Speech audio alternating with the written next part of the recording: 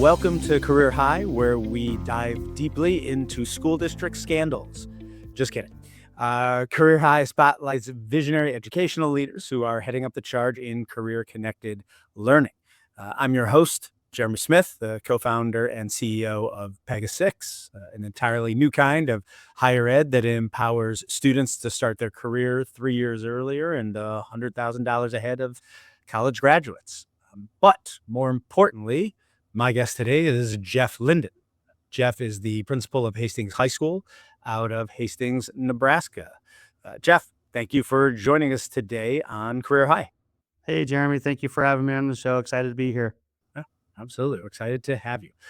So with that, let's just dive right into it. Why don't you tell me a little bit more about yourself and about Hastings? The town of Hastings is south central Nebraska, so about 25,000 people. The population actually supports 3 high schools. We have a private school. The other ones, we call it the private public school. They're a public school, but we like to tease them and call it the private public school out there. But then Hastings High is what I would call the flagship school of the community. We are the large district in the community where we house 5 elementaries, a middle school, and a high school. We are second classification from the top in Nebraska. So a lot of your Omaha metros are in that class A range. In some states, that'd be like 6A. Nebraska, we're B, which would be like a 5A or a 4A, depending on which state that you're in. So Right. that's kind of just the landscape of the community I'm in. We are very much a blue collar, community. We have a, hospital where we have a lot of careers in the medical field, as well as what we would call manufacturing or the industry careers. Yep. And so we do a lot with that as well with our high school to help kids get ready and set them off on career pathways. Me personally, I'm in my 4th year as the high school principal here. I've kind of been around. I was a high school principal, a 712 principal at Southern Valley for 4 years. Before that, I taught 11 years at Ralston High School, Miller North High School in Omaha, Hershey, Nebraska, and then Genoa, Nebraska at the Twin River.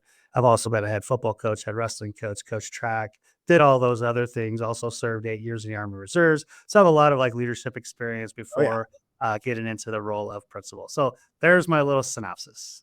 Gotcha. That's a good and impressive one. I love it. Love it. So talk to me a little bit about, I guess, your thoughts on career connected learning, but also as it relates to college prep. Like, what are your thoughts on both of those? Yeah, here at Hastings High, we know college is important. We get that. It's been beat in our head for 25 years. The thing that people forget about is the career technical side of things.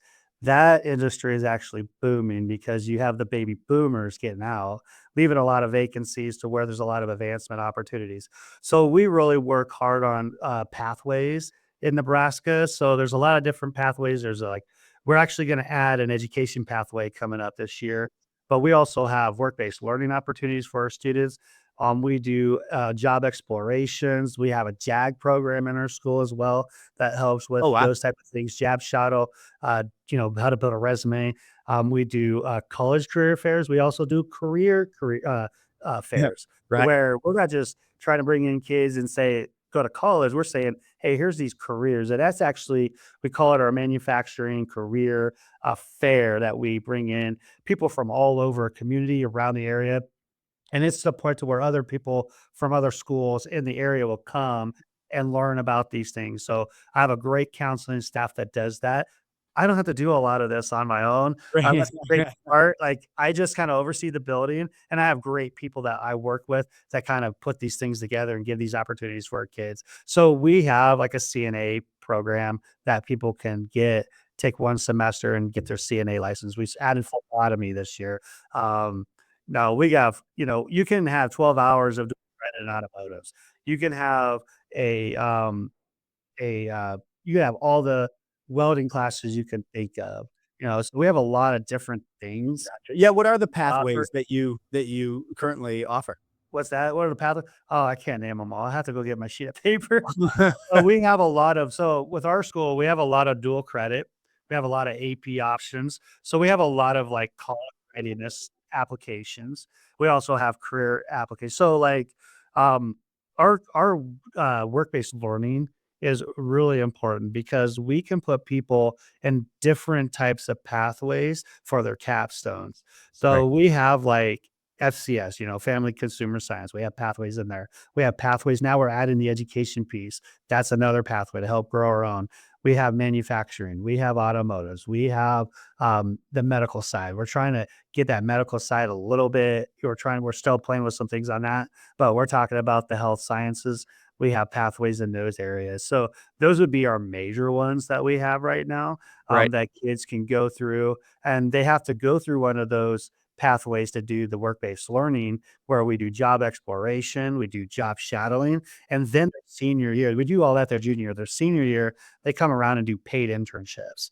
And we have a ton, I can't tell you how many, we have a ton of community partners that we go out. Like we'll hire kids to go be paras within our elementary schools. So Uh-huh. we have That's that. great. We have people working with banks. We have people working at the hospital. We have people working in construction. We have people working in any industry you could think of. If they have an interest in it, we hook them up with a community partner, and we get them paid. They get the experience, and they can determine this is for me or it's not for me. And Right. a lot of Absolutely. times Which, it's by the way, is just as important and valuable as finding something that is for you, is finding something that isn't for you. Yeah, and that's happened quite a few times. I thought I wanted to go this route, and I wanted, and I'll tell you this. Just last year when we did our presentation about a work-based learning program, because that was the first year we had our internships, we had students like, I thought I was going to go do this, but I fell in love with education. I'm going to go be a teacher. Right. So to me, that's like, bam, that's what it was there for. Like Yeah. helping our Absolutely. kids understand, like, I think I know what I want to do, but Right. giving them these opportunities to explore these different types of opportunities or careers gives them a really good idea. Do they really want to get into it before they actually go to college and spend money? I don't care if it's a 4 year, a 2 year tech, whatever. Yeah. And, it's interesting because it sounds like, because oftentimes when I see, CTE programs, they're predominantly, but really exclusively blue collar, which is fine. But it sounds like you have both, maybe a weighting towards, blue collar, but it sounds like you have white collar career pathways as well, whether banking or teaching or, those sorts of things. Yeah, I mean, I would say we try to balance it out. Now, we are a blue collar community. We have Yeah. a lot of industry in our community. We have a lot of factories in our community, which is, why we lean a little bit heavy on that a little bit. But I would say, if kid wants to get a great education in this community, come to Hastings High because we have all these different ways for you to do that. Like Right. we have our upper level honors classes, we have our, AP dual credit, we have all these things. Like I think my assistant principal's daughter right now has like 43 college credits before you graduate high school. That's a good, what, year and almost year and a half off of college Yeah. tuition. And Yeah. I think from what I remember, if she's going to get into health sciences, so she's done the CNA, she's done these things Yeah. to prepare herself for that, to where you'll be able to spend less money when you get out of high school, because guess what? We're paying for it. Yeah, Right absolutely. now, that doesn't happen everywhere, but Right. we're Yeah, able to. but still, it can happen if you focus and are dedicated that way. No, it's impressive. Now, let me ask you a question. For the kids who are focused in the blue collar pathways, do they typically go right from Hastings into industry, or do they go to a sort of post-secondary, the trade school and then in industry? It depends on what they're looking at. So, like diesel mechanic, right? Um, we have kids that have gotten into, like, I want to be a diesel mechanic. So you can get like a company, I'm going to say like John Deere, right? John Deere will pay for your schooling. John Deere will pay for your school, your tools. But John Deere will also make you sign a 5 year contract Right, right. where you are going to work for them for at least 5 years. You're done with that. So I've had kids, not just here at Hastings, but when I was even at Southern Valley, that went that route. I had a kid, do his welding classes, get offer a job at a high school welding $80,000 a year. Yeah. I've had kids do that. So I think it really depends on the kids and their goal. If it's something where they need to go to a 2 year trade school, they do those things. But there's times where they can just um, leave high school with the experiences that they've had and plug themselves into a career right away. And that's where the work-based learning is really powerful for us, because we have kids getting hired out of that Right. right into industry, right? Like the companies that were working with them really liked them and bam, here they go. And so we've had those things happen as well. And so I think it really depends on what we're talking about industry wise, what the kid wants to do. And of course, we still have kids go to college and those things like that. We just say we have all these different ways to be successful. We don't say you have to go to college. Right. We don't say you have to go to blue collar industry. Right. We have all these pathways. You decide. We'll help you figure it out, and that's our role as a school. Yeah. No, that's great. I love that. And, I love it in particular, uh, because not to get too much into PegasTech, the company I'm the CEO of, but, what we're doing is starting to create a verticalized form. We're creating an alternative to university, where it's like trade school, but it's for high paying white collar jobs. Mhm. And, software development, product management, product design, data science, those sorts of things. And, our vision is that, in 30 years, 40 years, we've transitioned to that model, and post-secondary is verticalized, where it's all career path based, and focuses you on, trains you for that career path. But what is a necessary, and that works fine now for the 5% of kids who know what they want to do and they're 18 years old. But if this is going to spread system wide, then at the high school level, there needs to be some sort of sorting mechanism, some sort of routing mechanism, so that kids have a much clearer sense of what it is they want to do in order to then know which post-secondary path they want to pursue. And so what you guys are doing is great right now, just avant-garde. But in addition to that, I think it fits like a glove, for what I think the future of higher ed looks like. Yeah. And then we're actually making some changes to even get better at it. So we're actually going to go away from Naviance and we're going to get into school links to where we're going to utilize their exploratory career type, surveys and interest surveys and different things like that. And my counselor was just sharing with me, they had about 600 kids. We're a school about 1,000, right? Right. So we have about 600 kids that have taken their interest surveys, and it will actually break down the percentage of career interests these kids are in. Our biggest right now, when it comes to career interests, is our health pathways, because 29% of our students out of 600 say, I'm interested in a health care pathway. And we have that. Like we have those avenues for them. And so we're going to look at that and go, hey, what are things that we're missing? Like we're missing an education pathway that's coming in. People were really interested in that. If we can help grow our profession in that way, we'll do that. Nebraska has been very good about Educator Rising platform, to where we're trying to get these education pathways in the high schools, at the, so kids can have those experiences, so they can try to, like, if they really love it, they go to that. And I think that's the point we're trying to get to, is we're trying to evaluate things as freshmen and sophomores. Yeah. So So when great. they become juniors and seniors, we kind of can guide them. And that's really our focus right now, is getting better at that. Yeah. And we've done a good job with that. But with these new tools we're going to get ready to use, we're actually piloting Yeah. our freshmen and sophomores right now, but we'll full blow it. We'll blow it all up. We'll have it all levels next year, to where we can really hone in and kids can build their portfolios, It's been great. to where they can show all the things they've done in their high school career, and they can use that as well. So I'm really excited about what we're getting ready to do, Oh, and yeah. to see how that's going to help our kids focus on what they really want to get into, Yeah. because we don't want kids. College is expensive. Yeah. We don't want kids to go blow a bunch of money and get in debt. No, If we can find something to where you don't have to do that, that's absolutely. better for you, that's better for the economy. Yeah, 1,000,000%. I mean, honestly, that's one of the key drivers on why we're creating PegasTech. It's because colleges are both, they're too long, too expensive, and you come out not ready for the workforce. And, that's where we were kind of inspired by the blue collar trade schools. And I said, I've been in the white collar workforce for 2 decades, and there's no, when people talk about the trades, talk about trade schools, they always, for understandable reasons, but they always think of blue collar. And, what I say to people is, a trade is something that involves a skill you get paid for. Yep. I said, so being a teacher or a banker or a software developer or, an advertising executive, whatever it might be, those are trades. Those are trades. They're just white collar trades, but they're still a trade.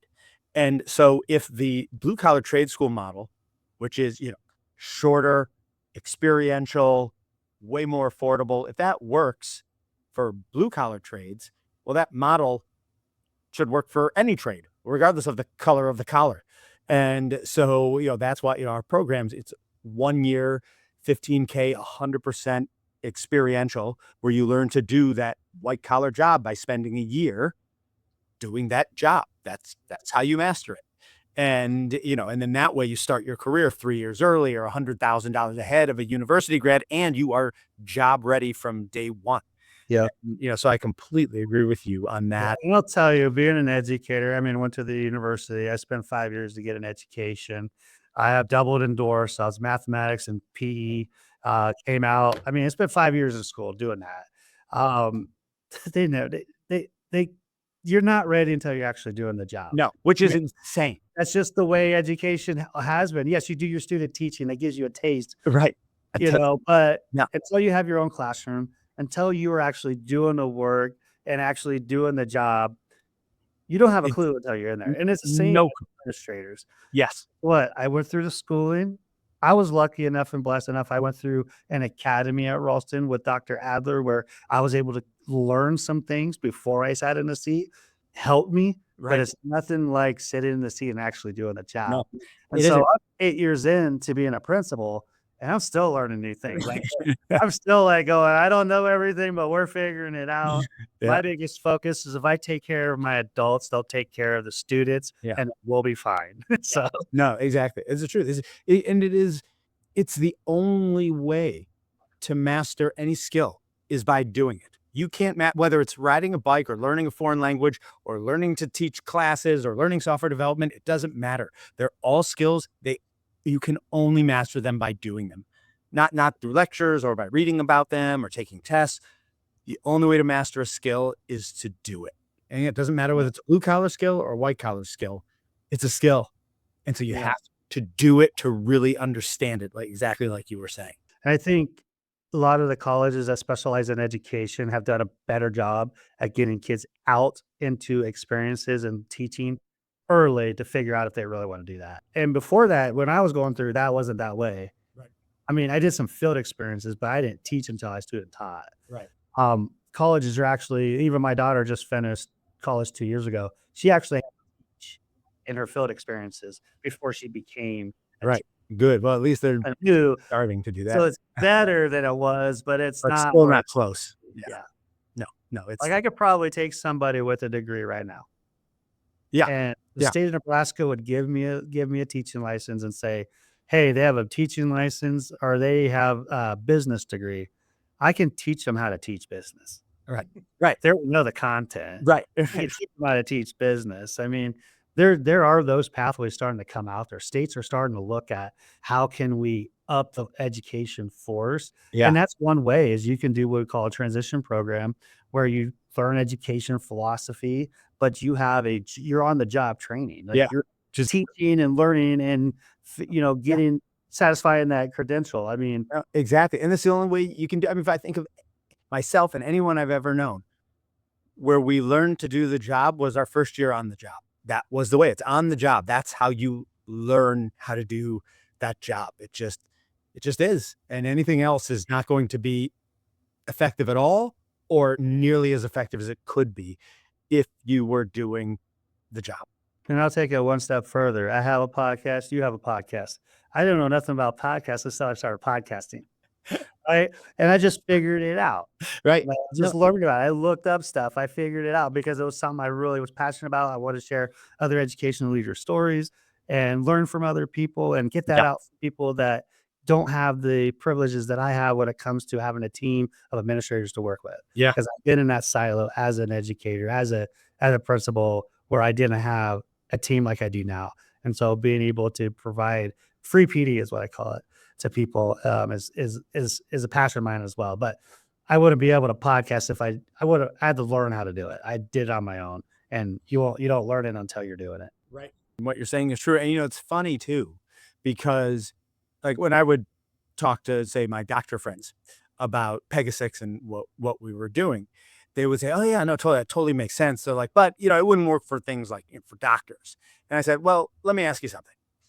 I said, "What percentage of what you learned in medical school do you use on in your job, in your career?" And I said, "And don't count your residency or your internship, because that's what I'm building. That's what I'm talking. That's what I say works, is the experiential. Just the 4 years of medical school where you're sitting in classrooms, listening to lectures and book learning. How much of that do you use in your career?" And that's when every single doctor I've ever talked to then chuckles, because they know I have them. And they're like, "I don't know, 5%?" I'm like, "Exactly." And I go, "And by the way, the 5% you do use for medical school, you would have learned that if you just went straight to your residency or internship anyway." And like, so it's all about the experiential. It doesn't matter what trade it is. Again, welding, teaching, software development, or being a doctor, you learn it by doing it. Yeah. There you go. No, it is the truth. So question for you, what barriers do you think, like, have you seen maybe other schools encounter when shifting, over the years from a purely academic college prep sort of focus into more, more career connected pathways and focus? Yeah, I think that can come from your state. That could come from your local people too. Because in Nebraska, your school districts are locally controlled. And so whatever's important to the school board is what's important to the school. On a lot of that stuff. But a lot of times I'm blessed. I have a great school board. They let us do our thing. We bring them things and I go, yeah, that makes sense. They're all about how are we giving our kids the best experience. They're all about what are we doing to help them be job ready, career ready, whatever pathway they want to do. How are we doing that? They're very good about supporting us on that. Nebraska really, I would say over the last 10 years, made that shift. And so it's something with CTE and career pathways. I would say the last 10 years, Nebraska as a state has really been focused on that because they That's knew I knew back in 2015 that this shift was happening. right. We need to get away from just college only to college and careers. And then that's when I realized that as a teacher, I kind of saw it coming. Yeah, that's you were way ahead of the curve. Way So ahead. that's where I saw it coming was in 2015. And to be honest with you, when I was interviewing for principalships and I would tell them this shift's coming, I Yeah. got laughed at. Really? I got laughed at. What's the most important thing that you see coming? Well, college is going to be not as important. We're going to need to focus towards career readiness. And that's the shift I see coming. Yeah. And Little they did I laugh. know I was right. I saw like I said, it was 2015. I was taking a group of sophomores from Ralston High School out to Metro Community College, and I saw like, wow, this is impressive what they're doing at this level. And I can see, I knew at that time the trades, the skills, those jobs, the people that were in those jobs were retiring, Yeah. dying off, you know, and there was this big gap because we had this focus Right. for 15, 20 years on college readiness Yep.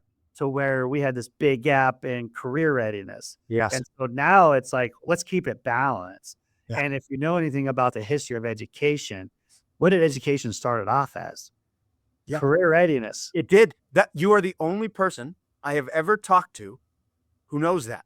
The only one. Everybody, whenever I'm arguing with people about this It deal, wasn't to go to college. no, it was not to create this well-rounded citizen.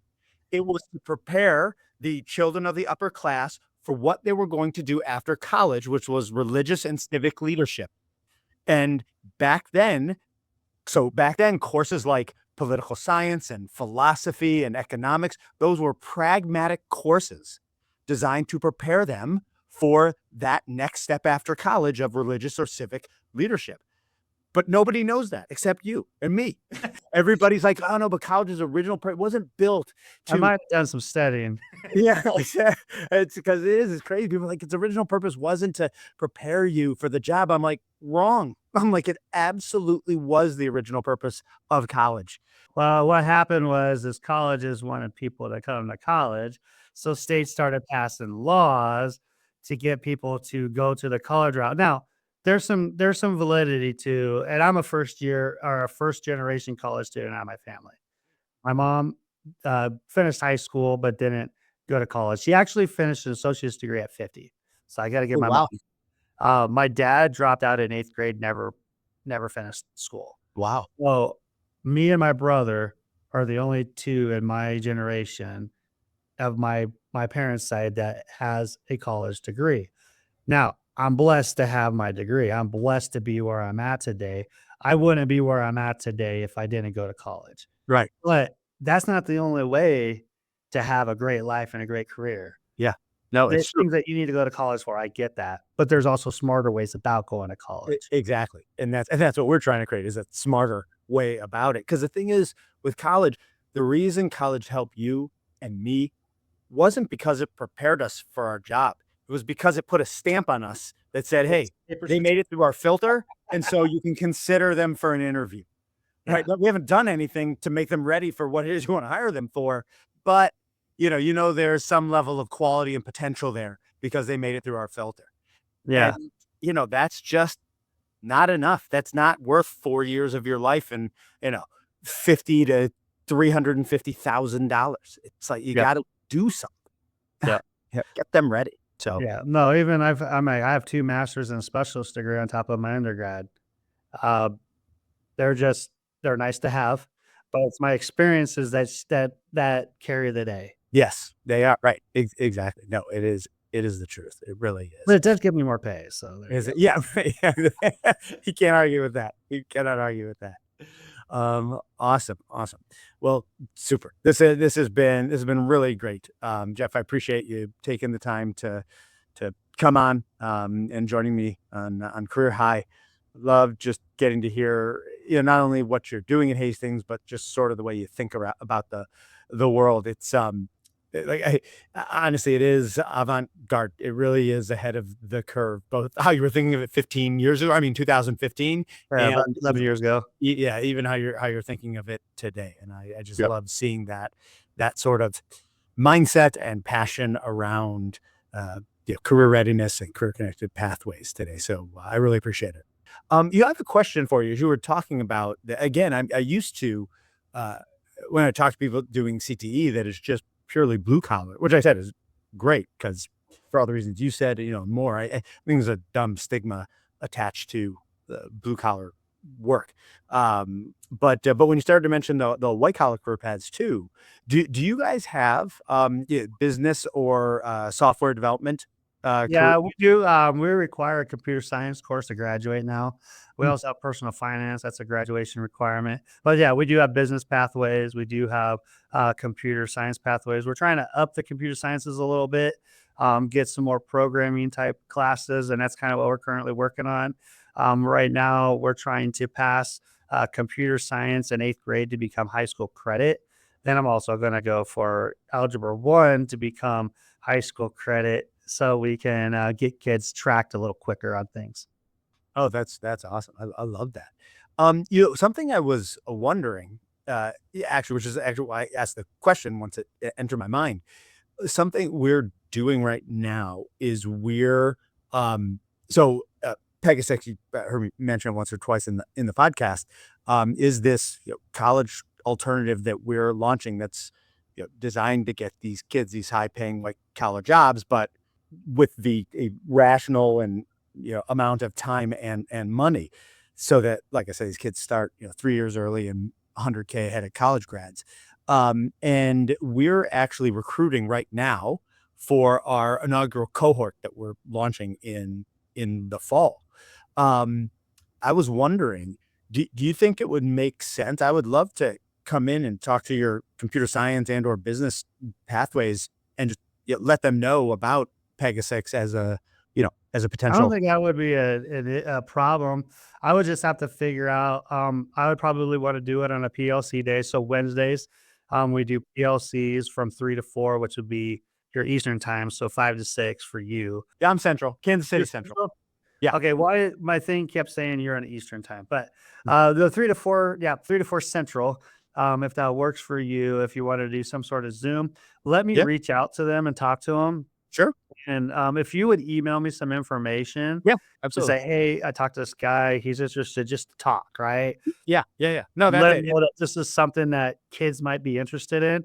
And Yeah, I can talk to like one of our business teachers is Dylan Flynn. He actually does a lot with our work-based learning. So doesn't Martinez and all those guys. So what I would do is bring in my business, probably work-based learning. I'd probably bring in like my whole CTE PLC yeah, group yeah, and just say, "Hey, he just yeah, wants to say this is something that's out there, yeah, just so you guys know."